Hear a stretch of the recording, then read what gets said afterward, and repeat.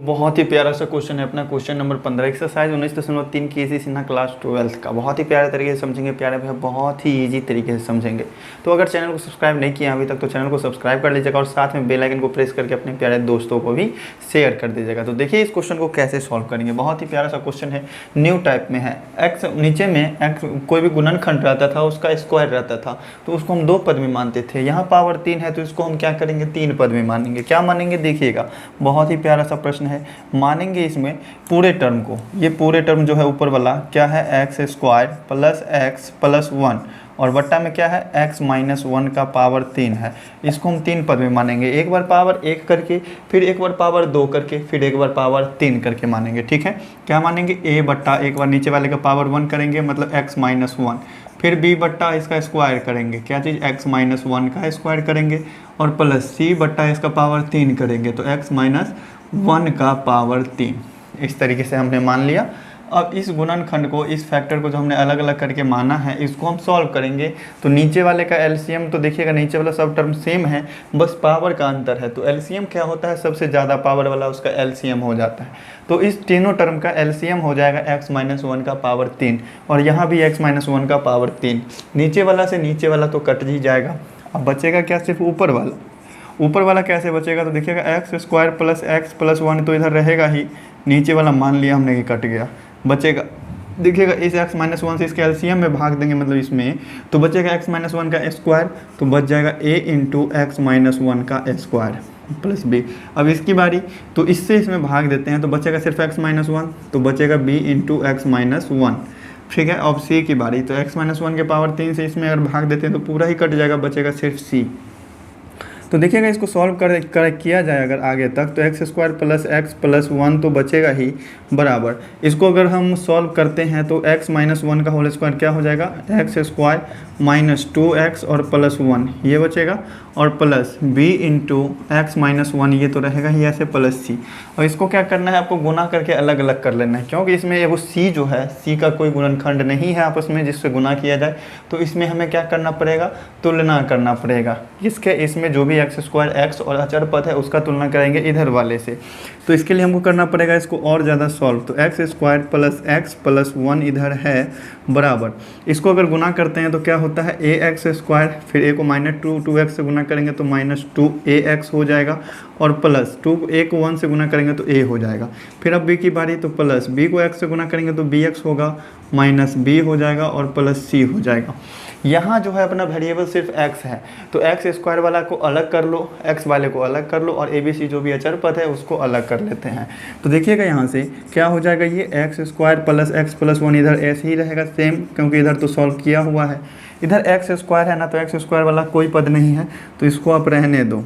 और x वाला जो भी पद है, x वाला ये पद रहा और x वाला ये पद रहा, तो इस दोनों में से क्या कॉमन लेंगे, x कॉमन लेने के बाद बचेगा क्या, x कॉमन लेने के बाद मान लो अगर प्लस x हमने कॉमन लिया तो बचेगा क्या, b minus 2a, b minus 2a इस तरीके से लिखा जा सकता है। और बाकी a माइनस बी प्लस सी क्या है, ये अचर पद है, a माइनस बी और प्लस सी। अब हम क्या करेंगे, एक्स स्क्वायर एक्स और अचर पद इन सभी का तुलना करेंगे। तो क्या है, एक्स स्क्वायर कॉमा एक्स का गुणांक और तथा अचर पद में तुलना करेंगे। ठीक है, तो यहाँ से हमको a का वैल्यू निकल जाएगा, अचर पद में तुलना करने पर आप लिख लेना। ठीक है, इसमें देखो एक्स स्क्वायर का इधर वाले के एक्स स्क्वायर के गुणांक के साथ तुलना करेंगे। तो इधर के एक्स स्क्वायर का गुणांक क्या है, a है, और इधर के एक्स स्क्वायर का गुणांक कितना है, 1 है। तो a बराबर क्या निकल गया वैल्यू 1। इधर के x वाला का x का गुणांक जो भी है, तो x का गुणांक है b माइनस 2a और इधर x का गुणांक क्या है, इधर के x का गुणांक है 1। a का वैल्यू आया था 1, तो a का वैल्यू इसमें 1 रखेंगे तो क्या आ जाएगा, b माइनस 2 बराबर 1। ठीक है, तो यहाँ से हमें b का वैल्यू आ जाएगा, ये माइनस 2 है उधर जाके प्लस हो जाएगा 2, तो b और b में 1 और 2 को जोड़ेंगे तो कितना हो जाएगा, 3 हो जाएगा b का वैल्यू। अब देखो c है अचर पद, c है अचर पद, क्या है a माइनस बी और प्लस c है, और लेकिन बराबर की इस साइड वाला जो अचर पद है वो कितना है, तो ये 1 है। अब a और b का वैल्यू तो हमको पता है ना, तो इसमें हम a और b का वैल्यू रखते हैं।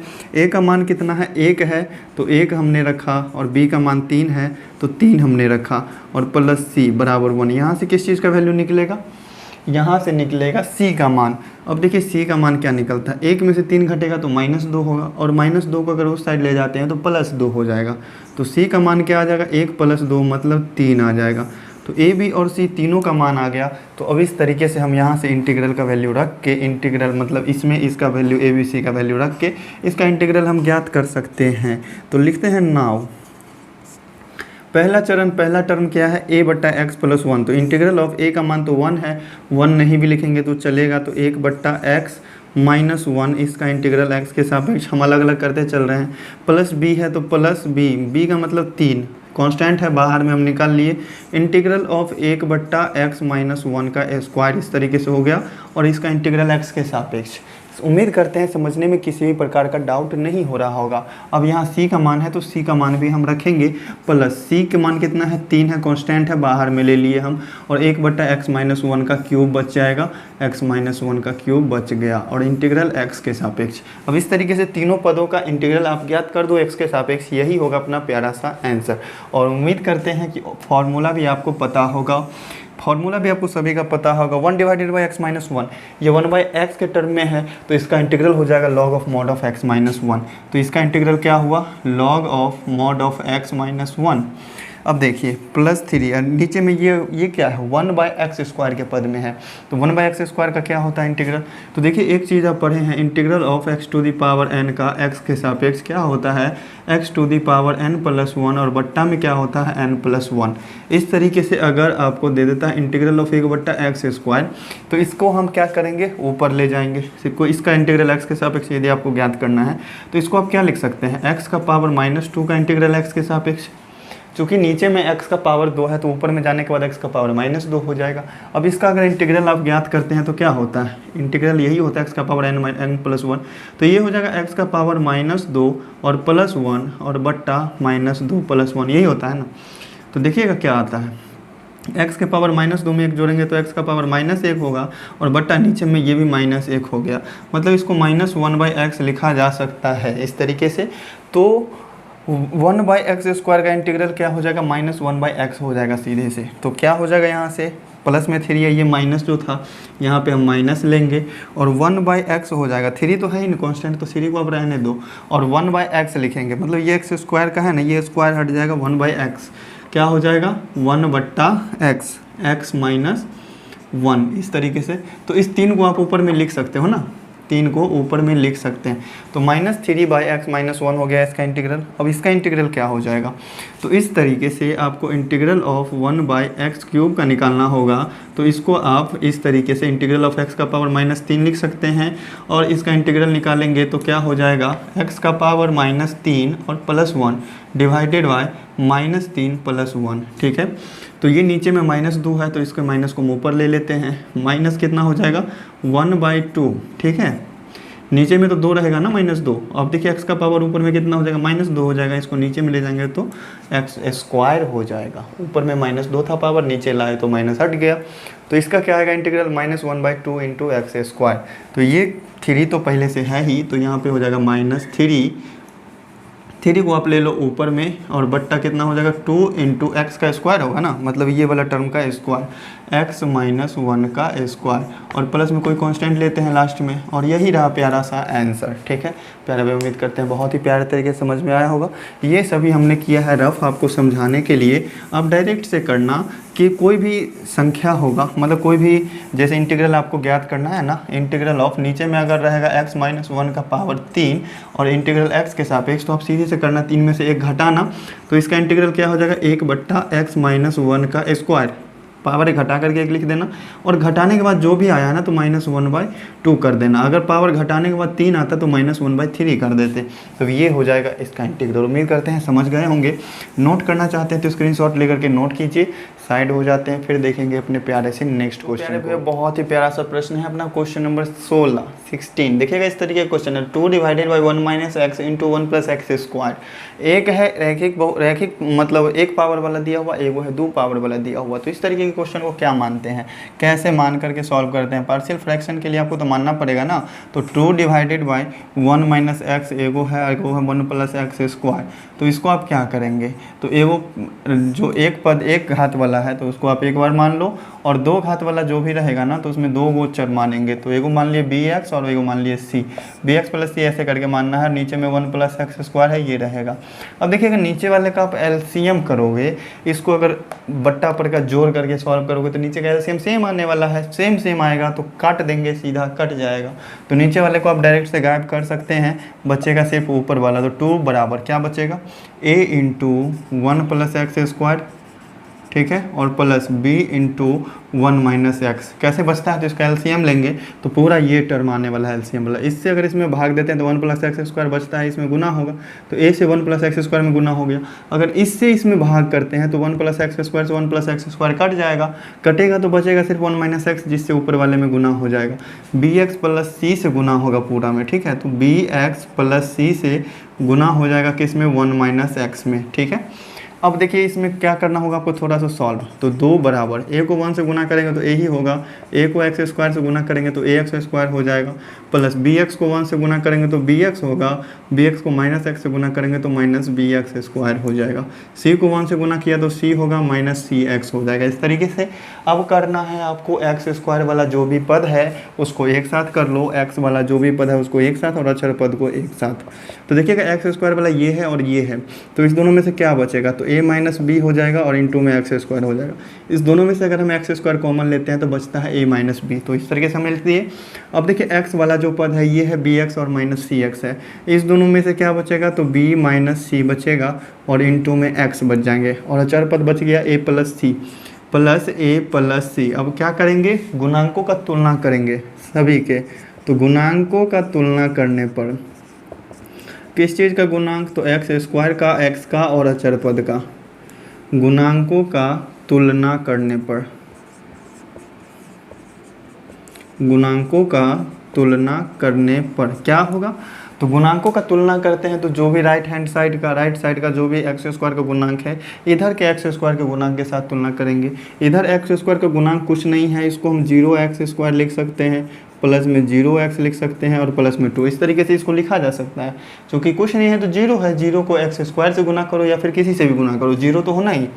तो देखिएगा यहाँ से एक्स स्क्वायर का गुणांक है a माइनस बी और इधर का 0 है, तो ये a माइनस बी जो गुणांक था इधर वाले का कितना के 0 के बराबर हो जाएगा। इधर है b माइनस सी, क्या चीज़ है, x का गुणांक, इधर x का गुणांक कितना है 0, तो ये 0 के बराबर हो जाएगा। इधर अचर पद है a प्लस सी और इधर अचर पद कितना है 2, तो ये 2 के बराबर हो जाएगा। समझ गए, यहाँ तक कोई दिक्कत नहीं है। अब देखिएगा यहाँ से प्यारे भाइयों ये a बराबर आ जाएगा b के, ठीक है, क्योंकि ये माइनस बी था, इधर जाने के बाद प्लस बी हुआ। b माइनस सी बराबर 0 है, इसका मतलब b बराबर आ जाएगा c के, और यहाँ से a प्लस सी का मान ज्ञात करना है। तो देखिएगा a किसके बराबर है, b के, और b बराबर है c के। तो a के जगह पर अगर हम b लिख देते हैं b प्लस सी हो जाएगा, बराबर किसके आएगा 2 के, लेकिन b बराबर किसके है, c के है, तो b के जगह पर हम c लिख सकते हैं और प्लस c बराबर कितना हो जाएगा 2। तो ये क्या आया, 2c बराबर 2 है, इसका मतलब c का वैल्यू क्या है, 1 है। c का वैल्यू 1 आ गया तो इसका मतलब b का वैल्यू भी कितना आएगा, 1 आएगा। समझ गए ये, क्योंकि b जो है c के बराबर है, अगर b 1 आया है तो a का भी वैल्यू 1 होगा, तो a बराबर भी 1 आएगा। तीनों का वैल्यू क्या आ गया, सेम। अब हम क्या करेंगे, इंटीग्रल ज्ञात करेंगे। इंटीग्रल के लिए इसमें आपको a b c का मान रखना होगा। तो देखिएगा इंटीग्रल ऑफ a का मान कितना है, 1 है, तो 1/1 माइनस एक्स का इंटीग्रल किसके सापेक्ष, x के सापेक्ष, प्लस में bx/c है, तो इंटीग्रल ऑफ b का मान कितना है, 1 है, तो 1 को x से गुना करने पर सिर्फ 1 ही होगा, और प्लस कितना हो जाएगा 1, और इंटीग्रल ऑफ क्या हो जाएगा 1 प्लस एक्स स्क्वायर का इंटीग्रल x के सापेक्ष। अब देखिएगा इस तरह के क्वेश्चन का इंटीग्रल आपने कैसे ज्ञात करना सीखा है, पिछले एक्सरसाइजेज में सॉल्व किया होगा आपने। क्या करते हैं, इसको अलग अलग करते हैं ना। तो देखिएगा इसका इंटीग्रल डायरेक्ट से आप लिख दो, चाहे नहीं भी लिखना चाहते हैं अभी तो नहीं लिखिए। इंटीग्रल ऑफ 1/1 माइनस एक्स का इंटीग्रल एक्स के सापेक्ष। अब यहाँ से क्या करेंगे, ऊपर वाले दोनों को हम अलग अलग कर सकते हैं, तो प्लस इंटीग्रल ऑफ क्या हो जाएगा, x divided by 1 plus x square का x के सापेक्ष, और फिर क्या है, प्लस में 1 है, तो plus integral of 1 divided by 1 plus x square का इंटीग्रल x के सापेक्ष। इस तरीके से अलग किया जा सकता है और उम्मीद करते हैं कोई प्रॉब्लम नहीं होगा सॉल्व करने में। देखिएगा यहाँ से 1 डिवाइडेड बाई मतलब 1/x का इंटीग्रल क्या होता है, तो log of mod of x, लेकिन x का गुणांक -1 है तो क्या करेंगे, -1 से इधर भाग हो जाएगा, minus log of mod of 1 - x हो जाएगा, और 1 को नहीं भी लिखेंगे तो चलेगा। तो minus log of mod of 1 - x हो गया यहाँ से। और 1/x², देखिएगा ये 1/x² नहीं है, ये x डिवाइडेड बाई x² है। तो इसमें हम क्या करेंगे, एक बार 2 से भाग भी दे देते हैं, 2 से गुना भी कर देते हैं, तो क्या होगा 1 + x² इंटीग्रल x के सापेक्ष। अब क्या कर सकते हैं, नीचे में x² को अब z मारेंगे तो ऊपर में उसका डेरिवेटिव 2x dx है। तो इस तरीके से इसका भी integral log of mod of 1 + x² हो जाएगा, और plus integral of 1 divided by 1 + x² है, इसको 1 का स्क्वायर और प्लस में x का स्क्वायर लिख सकते हैं इंटीग्रल x के सापेक्ष। Integral of 1 divided by a² + x², ये क्या होता है 1/a tan इनवर्स x, यही होता है ना। तो देखिएगा बहुत ही प्यारा सा क्वेश्चन है। तो क्या है यहाँ से minus log of mod of 1 - x, तो ये हो जाएगा, plus 1/2 log of mod of 1 + x² हो जाएगा ये, और ये क्या होगा प्लस 1 का मान कितना है 1 ही है, तो ये तो ऐसे ही रह जाएगा tan इनवर्स क्या हो जाएगा x, और प्लस c, यही रहा अपना प्यारा सा आंसर। तो प्यारे भाई उम्मीद करते हैं बहुत ही प्यारे तरीके से समझ में आएगा वो क्वेश्चन। अगर वीडियो अच्छी लगे तो वीडियो को लाइक कीजिए, चैनल पे नए हैं तो चैनल को सब्सक्राइब भी कीजिए, और साथ में बेल आइकन प्रेस करके अपने प्यारे दोस्तों को भी शेयर कीजिए। Thank you.